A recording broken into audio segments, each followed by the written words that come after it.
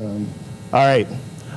So I work at Citrix, as I said. This is my CV or whatever you want to call it. What we're going to talk about today, though, is open source cloud computing. I have a lot of links in my slides, so I put them all up on SlideShare so you don't have to take notes. If you don't want to, you can download them. I just uploaded them a few minutes ago. SlideShare, socialized software, that's the username. So this is what I'm going to do. I'm going to go through open source, how I value open source, how I think you need to evaluate it as a software package, and then I'm going to talk about building clouds. So how many people here are building or run cloud computing infrastructure today? Okay. All right, cool. How many people host it somewhere else, like Amazon, Google, Azure? Of course, the okay, cool. Dead on it. How many are using something open source for their orchestration platform like OpenStack, CloudStack, Eucalyptus? Cool. Something else I don't know about, OpenNebula. There's one that's probably not. So this is what we're going to go over. First thing, open source. This is how it makes my list. It's a viable, active open source project. It has good development velocity. It has committers that have good reputations.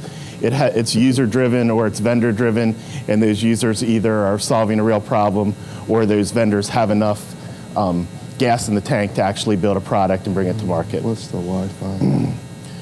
We also have some kind of user activity that's quantifiable in mailing lists, forums, smoke signals, whatever the case may be. IRC channels, that's a big open source discussion forum. Does it have corporate support? Can you download it for free, and can you get support from somebody that you trust that's going to be there tomorrow? And if it's in a foundation like Apache Software Foundation, or the Linux Foundation, do they have a track record of shepherding open source and making sure that it'll be around for a while? The thing that's cool is, even though I believe in certain open source projects, I'm going to tell you what my favorites are today. It's not as open source isn't a zero-sum game. If I work on open source, some of that stuff is probably helping out other open source projects. It is not a competition. It is a unique development process that allows us to reuse parts. So I'm going to tell you my favorite open source cloud stack today is called Apache CloudStack. There's another one that's really popular called OpenStack. We both work on virtualization, storage, networking bits that we can use in our projects. That way we don't have to duplicate efforts, and we have some industry standardization. This is a great quote from Allison Randall, who's an open source hacker, and that is my philosophy. All right. So if you're looking at all these things and we're vetting open source, 2 easy ways to take a look is... what can go wrong will go wrong. I didn't say that. All right, hello. My name's Tom Wilson. I'm president at Jack Russell Software. We do healthcare applications with web. I'm just going to move my lips and see what comes out. Primarily AngularJS, and we've just started using Ionic. So today, what I'd like to do is go through sort of a quick intro. This is crazy, man. And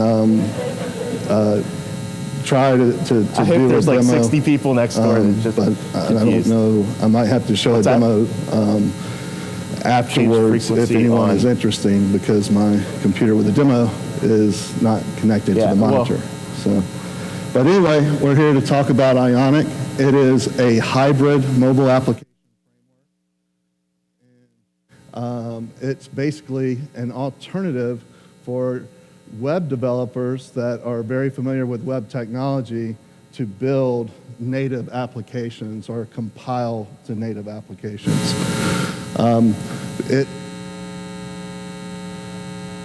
All right, we're going to go old school. Sorry, no microphone. See if this works. So, I'm not Tom Wilson, and I'm not the head of the Jack Russell Software, whatever he said. And if you're looking at this open source, here's what you want. All these things I talked about, code velocity, etc.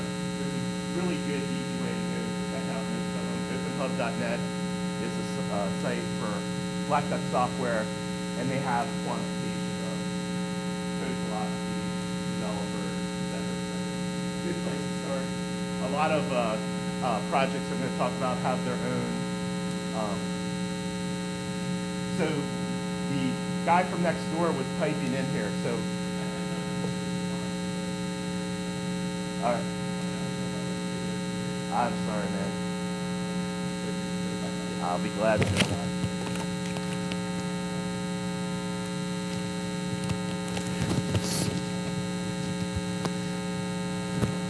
So these some projects like OpenStack actually provide their own dashboard. So that's where we're at. With that, this is what I'm going to go over today. I'm going to talk about what it takes to create cloud computing infrastructure. I'm going to talk about the 3 pillars of cloud computing, which are compute, storage, and networking, how they're virtualized, how they're organized and orchestrated to create elastic cloud compute.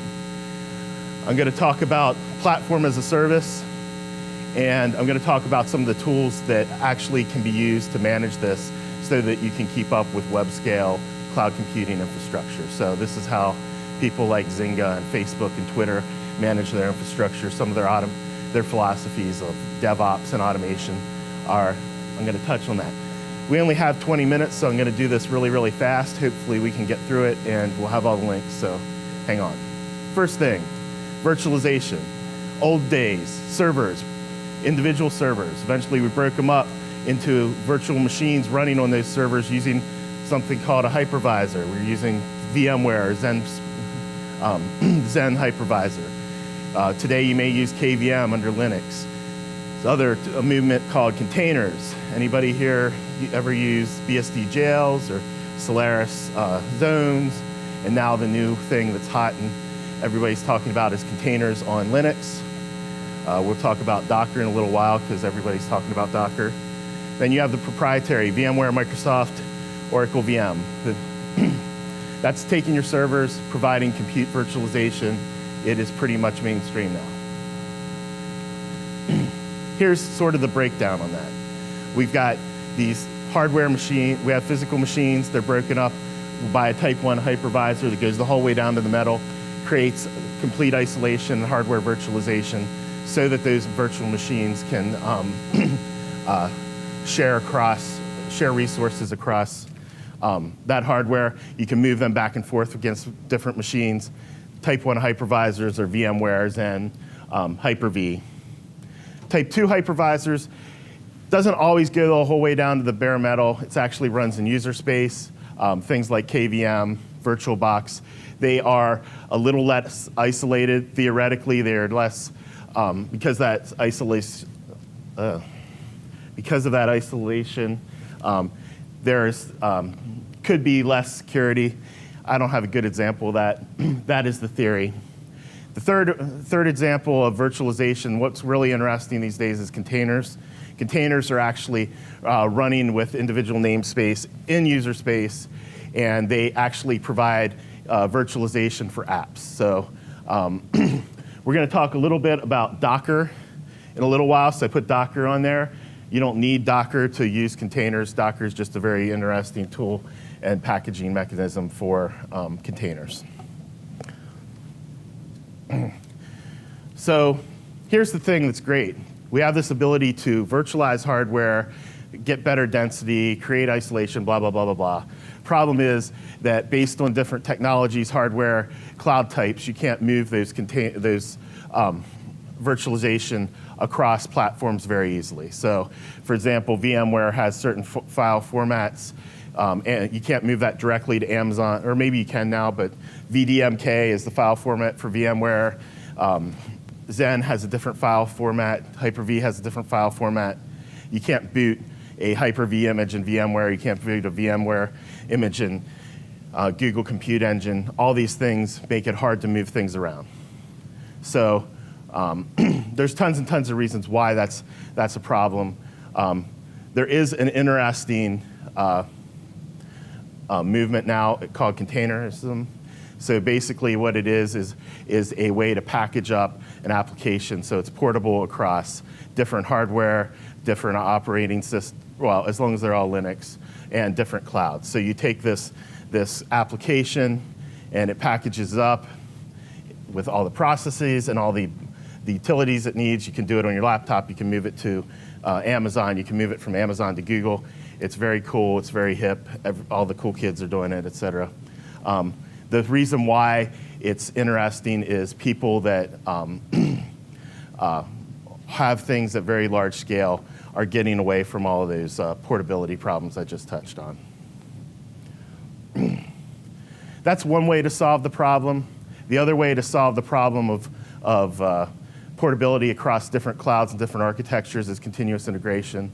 So being able to rebuild your infrastructure on different targets, whether it's Google, whether it's CloudStack, whether it's OpenStack, whether it's Amazon, having the ability to, whatever your target is, treat your application as code and build it, compile it, and run it there.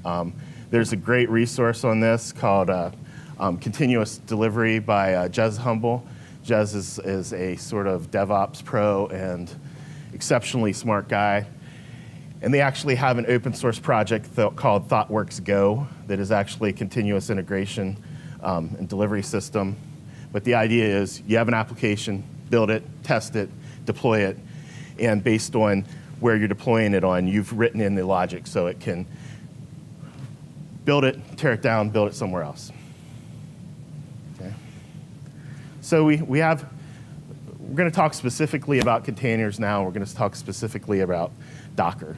And Docker is, how many people here have heard of Docker? All right, yeah. What Docker is a framework for managing these containers and packaging it. So basically you have this application and how many people here administer Linux machines or understand how RPMs and debs work? So basically you have a recipe of all the things that you're going to put in your container, and it's called a Docker file. And in this Docker file, you're going to say, I want to have, for example, a Java application. So here's the Java code, and here's the Java server, Tomcat, the Java server container. And here's the policies and information around it. And it's going to go back to this Docker repository, pull all that stuff together, and compile it into your container. And then you're going to use Docker to manage it. It's very, very easy to do. I am not a technical guy. I was running Docker containers in the afternoon after going through their training. It's very, very easy. It's pretty intuitive. The information is kept in a YAML or JSON? Yes? YAML.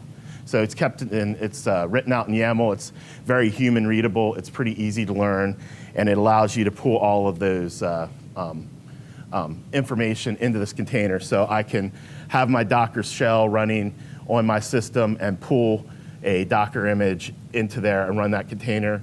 And if I want to duplicate that, I can duplicate it over in Google or Amazon. Because the container doesn't have hardware virtualization, so my little diagram showed how it ran up above the operating system, means that I'm not dependent on the target. So I don't have those Xen, VMware, Hyper-V virtualization dependencies.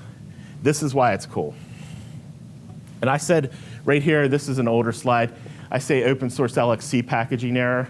Now the new containerization library is called libcontainer, so I'm a little bit behind the times there. It's not a replacement for the operating system.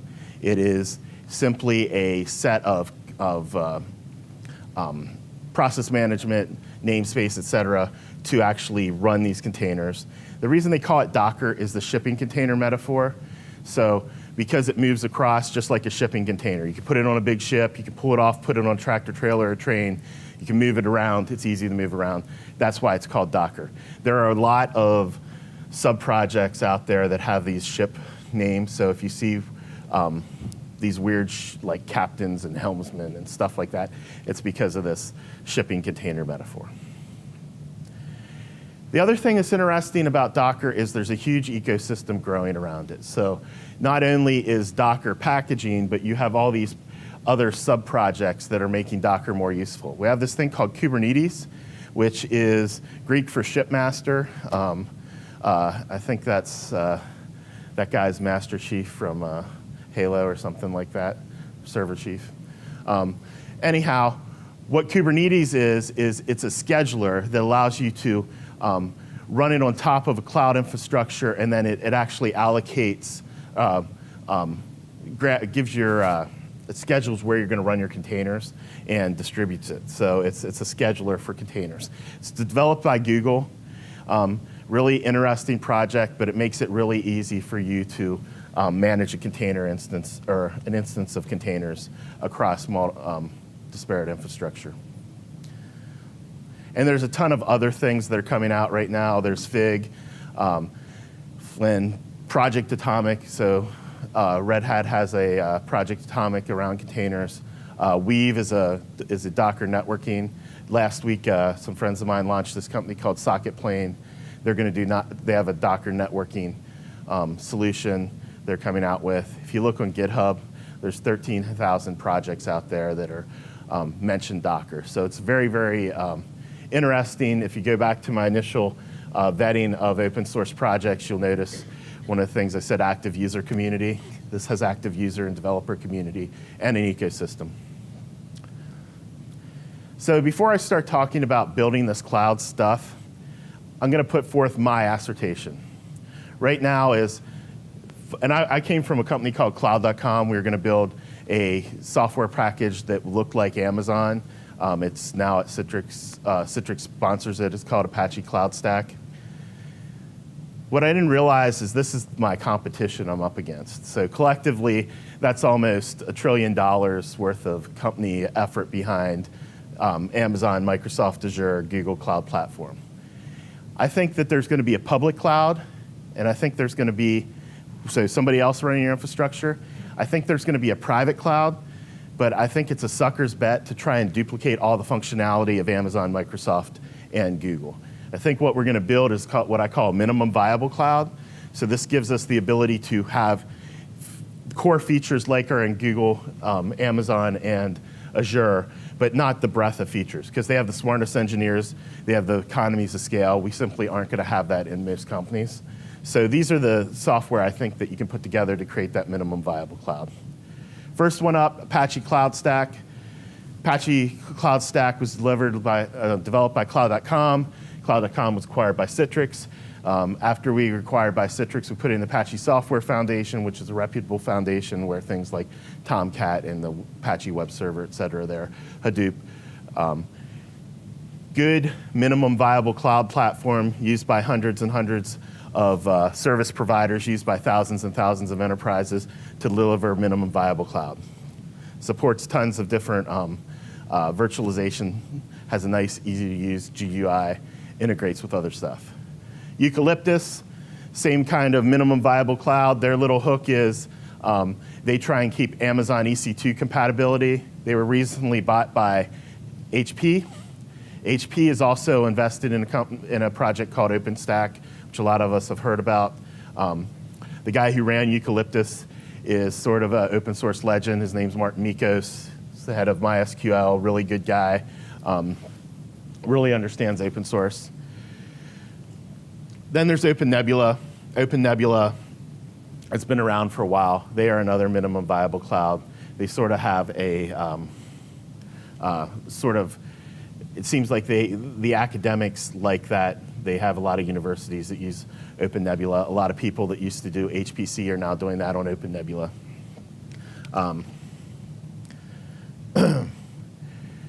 So all four of those things I talked about, any one of them you would be fine with. I will tell you Apache Cloud Stack's the best because that's the one I work on, but you can figure out for your own. Next thing, I talk about OpenStack as the boy band of open source because it's much more than the rest of them. It is a project of projects. So it's got all these tools that are out there that you can combine to create solutions. It's really geared at solution providers who want to pull all these projects together and deliver a solution. But they have three core projects. They have compute, networking, and storage. They also have this OpenStack dashboard, and that's sort of the core of OpenStack. The reason I call it boy band is because they have a lot of really talented people they put together really quickly and created a project in a very short amount of time that has massive industry appeal. I didn't know, and it's still the verdict is out as what that's going to look like in 10 years, but right now, huge amount of momentum. They also, beyond those three core things, they have shared services, so they have an identity management service, image services, telemetry for instrumentation, and an orchestration service to automate things. And they have more stuff, and I'm going to go through these really fast.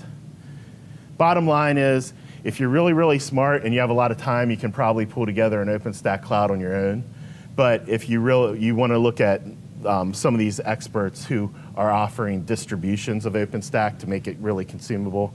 So Cisco just bought a company called MetaCloud, HP Helion, Nebula, Mirantis is huge. They just raised $100 million yesterday. Our buddies down the street here at Red Hat have their own distribution as well. One thing you need to consider when you adopt one of these clouds or multiple clouds is each cloud's going to have an API, and this is how you're going to automate an instrument against. The problem is when you automate an instrument against one API, it's not going to be consistent across all the clouds. So Amazon's is going to be different than Google's. CloudStack's is going to be different than OpenStack's. So what you could do is you can actually get what we call Cloud Broker or Common Cloud API. What it does is it gives you one API to instrument against, and then it can orchestrate Google, Amazon, CloudStack, OpenStack, Eucalyptus is the same as Amazon, but you have one API, so if you want to automate provisioning, you can automate it against Delta. Well, I would probably use Delta Clouds or libcloud, and it can actually translate those calls to whatever cloud you want to target. Cloud storage, I'm going to skip through this really quick. It's in the slides, but basically, a lot of people, there's a lot more utility in storage today than there used to be. We used to want to have highly available, highly redundant, mirrored, blah, blah, blah, go down the list of performant features. Now we have a lot of cat pics, we have a lot of Twitter feeds, we have a lot of stuff where we don't require that same level of data fidelity as we would with our financial data. So a lot of people have looked at using commodity hardware and massive amounts of storage using some of these projects. I'm on the board of Gluster. Ceph's another interesting one. OpenStack is an interesting, and React are projects that allow you to create Amazon S3 kind of storage, object stores out of commodity. Something else I wanted to touch base on is now, when I started in IT, I used to call Dell on the phone, place an order, 6 weeks later, get a server, I have to take it out of the box and rack it. Now you can go to a web page, put in your credit card, and launch 100 instances in a few minutes. So people do not scale the same way as the cloud does, so you need tools that allow you to create one-to-many relationships and automate. Really good tools out there allow you to do that. Ansible from Durham, Mike DeHaan, has a really good orchestration platform. I also like mCollective. If you're a Puppet user, mCollective gives you the ability to orchestrate your configuration management. Salt is a lot along the lines of Ansible. It allows you to use shell access to actually push out commands across multiple devices or instances at once. There's one other tool that's sort of not like the other ones. It's called Scalar, S-C-A-L-R. What that does is allows you to manage infrastructure across different clouds. It is a nice graphical interface to go manage stuff on CloudStack, Amazon, Google, and OpenStack. Next thing we're going to talk about is platform as a service. So the things that we know as platform as a service today are Google App Engine, Heroku, Force.com, and Azure. And Azure actually is sort of morphing to be a infrastructure as a service and a platform as a service. But the thinking was that we were going to have this platform as a service that was going to create this developer sandbox that abstracts out all the hardware, so all the storage, the compute, and the networking. You'd be able to develop your app and run in this box. Everything would be peachy. This is sort of the first generation stuff. So Cloud Foundry, OpenShift, Cloudify, Apache Stratos are all examples of this. I don't know if this is really what it's going to look like in generation 2. Because some of the things we talked about today were containers, which came from .NET or .cloud. They actually realized were deploying their apps within these containers and realized that the PaaS layer was interesting, but the tools they were using to deploy the apps was a little more interesting. So Docker, sort of like Mark Andreessen, had this company called Loud Cloud, which was a application hosting company. Did well, but the tools was a company he created called Opsware, and he sold the tools for like $4 billion. So the tools to manage these things are really interesting. I think that Cloud Foundry and OpenShift are interesting and good projects, and they have a lot of value, but I think the industry is evolving in that space. So I think what you're going to see is more things like this thing called Apache Mesos. You guys remember when Twitter had the fail whale? Mesos is the software that got rid of the fail whale. And basically what it is a cluster manager that allows you to run distributed apps on top of whatever cloud infrastructure you want. I think that is going to look more like what we're going to deploy platforms, applications in than things like OpenShift and Cloud Foundry. Or I think they'll sort of converge and use a combination of these things. But Apache Mesos, if you're an application developer, you have a distributed app, it's very much worth your time to look at. The last thing that I'm going to talk about is software-defined networking. Software-defined networking is part of that third pillar. So I talked about compute and storage really quickly. Software-defined networking, the thing that's interesting about that is we've virtualized our storage. We virtualized our compute. But up until now, we were still very hardware bound on our networking. Now we have these compute infrastructure and storage infrastructure that's very dynamic, moves around. We want to mount it at different places. We're still swapping wires. What we're doing now is we're virtualizing the switches and we're virtualizing the controllers. So we're separating the control plane and the data plane for network routing so that you can control multiple devices from a central point rather than individually or through tools that are bound to a specific hardware manufacturer. I think this is where interesting stuff is going to happen next. So this is so you have this northbound and southbound API that is actually going to allow you to manage different network devices. And that's just very, very quickly what it's at. I'm going to skip over that. Here's a good example of SDN in practice. So using OpenFlow, how many people here are networking people? Okay. So OpenFlow, it's an open protocol. It allows you to update flow tables across different devices from a central controller. That's sort of one of the things that is being leveraged in this. There are going to be other protocols that allow you to do this kind of thing, but OpenFlow is the predominant open source, open standard. There's a lot of projects out there right now that are interesting. The two that I think are most notable is OpenVSwitch and OpenDaylight.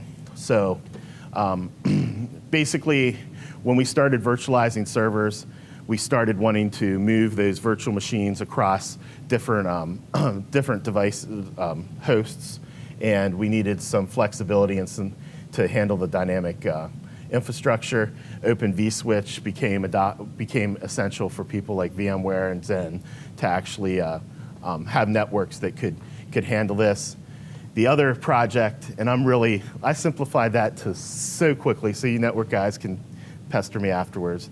OpenDaylight, the thing that's interesting about OpenDaylight is it is an industry-wide project. So it's supported by Cisco, IBM, Microsoft, Red Hat, Citrix, Juniper, Arista, VMware. And the idea there is to create an industry standard platform and controller that is able to interact with all the people's hardware that we just talked about, so that you have a controller that you can actually automate your infrastructure and control it through there rather than individually. There's a little bit on OpenVSwitch, and I'm running out of time. So this is where I wanted to get you to. And I mean, thanks to our little AV problems. I'm a little tight, but really this is the open cloud stack that I'm talking about. We talk about compute with containers, KVM, Zen, storage with things like Ceph and Gluster, OpenStack storage, et cetera. Networking, Open Daylight. Contrail is another open source controller by Juniper. The infrastructure sits in the center. It could be OpenStack, CloudStack, Eucalyptus.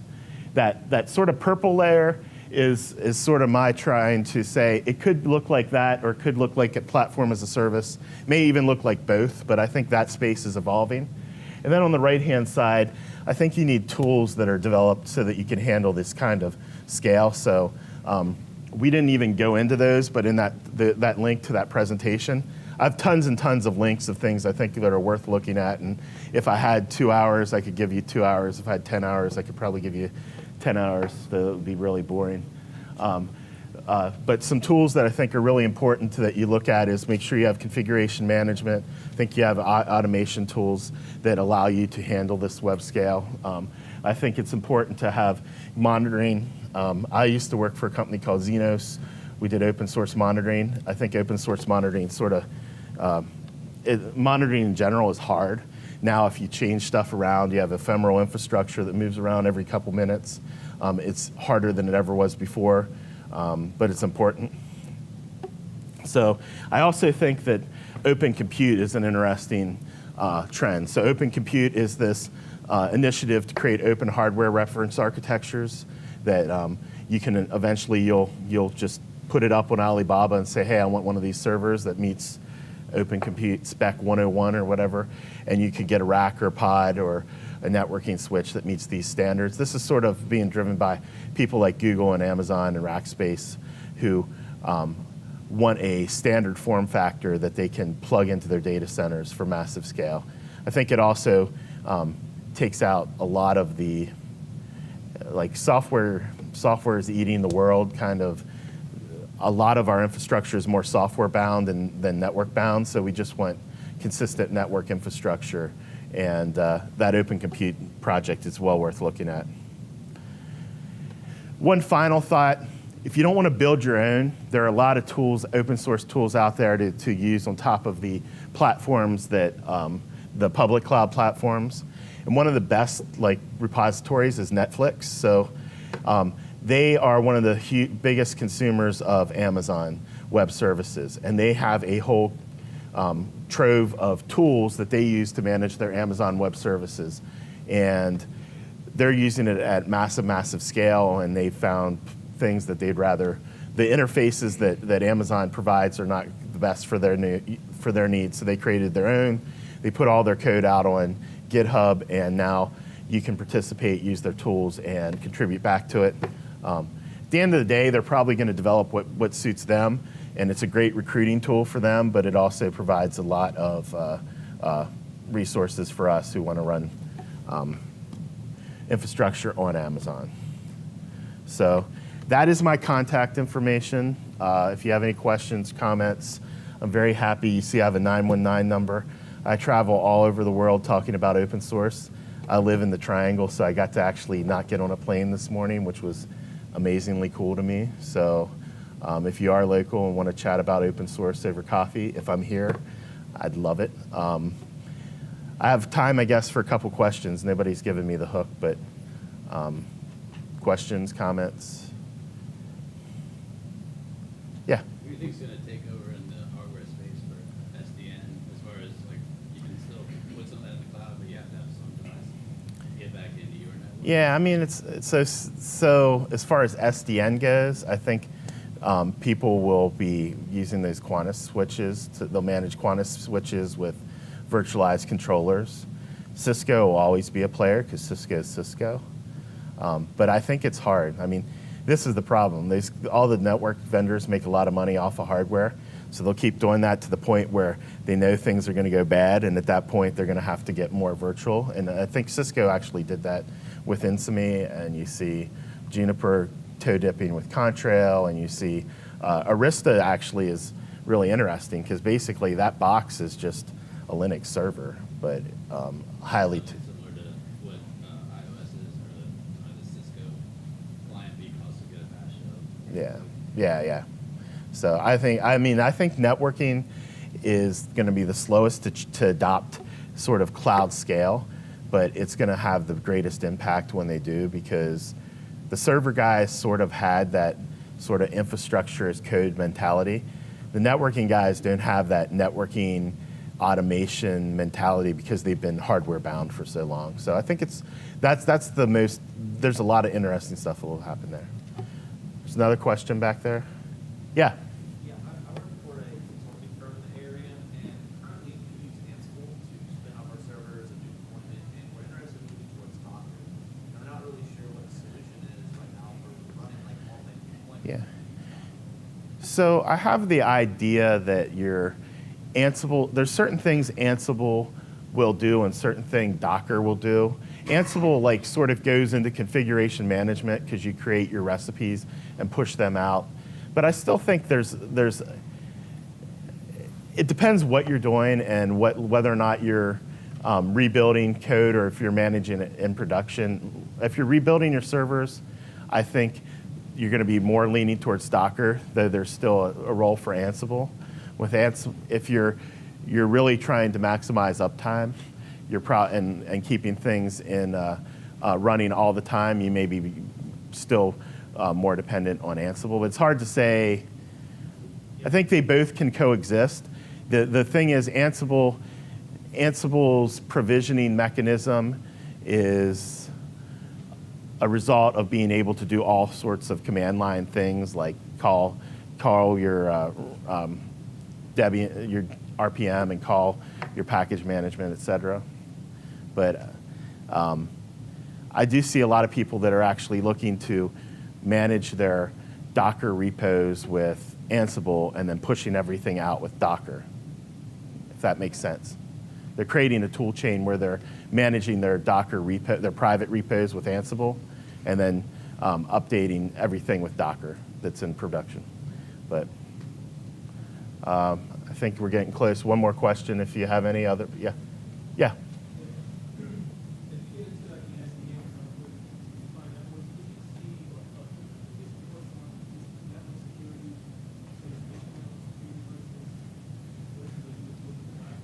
So I think the question is, who do I see as a player in that security space in SDN? Is that what you're asking? Or I think that everything in cloud is wild. Like us cloud guys are a security guy's dream, because we just do stuff and we don't care about security. We just, and if it breaks, we just take it down. I mean, honestly, it's the wild, wild west. So I think that anybody that is because what's the number one thing in security? The bigger your attack face, the more vulnerable you are. And we're creating huge, massive attack faces by spraying everything over the internet. So I think that there's a great future there for security consultants, but I do not think that people have, like the operations guys that are throwing out cloud infrastructure today, have a good eye for security in general. Some people do, but in general, people just, they're like Nike. They just do it, and they, heart bleed and shell shock and all these things are making my life scary. So, all right, I think we're probably out of time, but I appreciate it. You want the link?